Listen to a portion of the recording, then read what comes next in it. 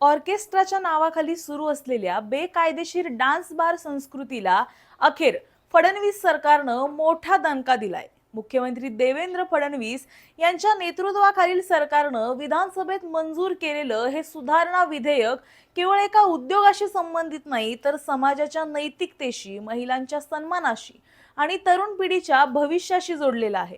अनेक वर्षांपासून ऑर्केस्ट्राच्या परवान्याचा आधार घेऊन काही ठिकाणी नियमांना हरताळ फासला जातोय। मनोरंजनाच्या नावाखाली अश्लीलता, महिलांचं शोषण आणि कायद्याचा गैरवापर होत असल्याच्या तक्रारी सातत्यानं समोर येत होत्या। आता मात्र या सर्व प्रकारांना आळा घालण्यासाठी सरकारनं थेट कायद्यातच बदल करण्याचा निर्णय घेतलाय। आतापर्यंत ऑर्केस्ट्रा सुरू करण्यासाठी महाराष्ट्र पोलीस अधिनियमानुसार परवाना मिळत होता, मात्र अनेकांनी त्याच परवान्याचा गैरवापर करून प्रत्यक्षात डान्स बार चालवले। त्यामुळे सरकारनं महाराष्ट्र पोलीस अधिनियमासोबतच 2016च्या डान्स बार विरोधी कायद्यातही सुधारणा करण्याचा निर्णय घेतलाय।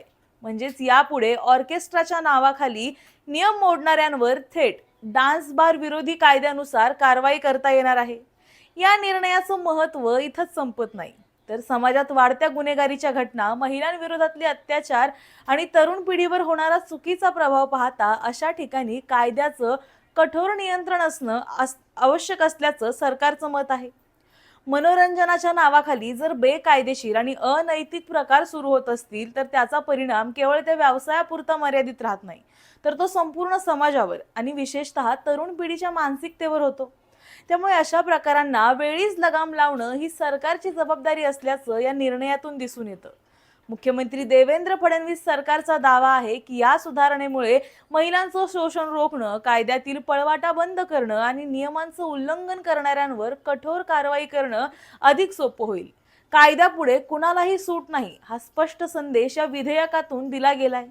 आता परवान्यांच्या अटीची काटकोर पडताळणी होणार असून नियम मोडणाऱ्यांवर तातडीनं कारवाई केली जाणार आहे। एकंदरीतच हा निर्णय केवळ कायद्यातला बदल नाहीये, तर समाज अधिक सुरक्षित, जबाबदार आणि सुसंस्कृत करण्याच्या दिशेने टाकलेलं महत्त्वाचं पाऊल असल्याचं सरकारचं म्हणणं आहे। आता हा निर्णय प्रत्यक्षात किती प्रभावी ठरतो आणि बेकायदेशीर प्रकारांवर कितपत आळा बसतो हे येणाऱ्या काळात स्पष्ट होईल। तोपर्यंत फडणवीस सरकारच्या या निर्णयाबद्दल तुमचं काय मत आहे हे आम्हाला कमेंटमध्ये नक्की सांगा आणि अशाच व्हिडिओसाठी पाहत रहा पॉलिटिकल महाराष्ट्र।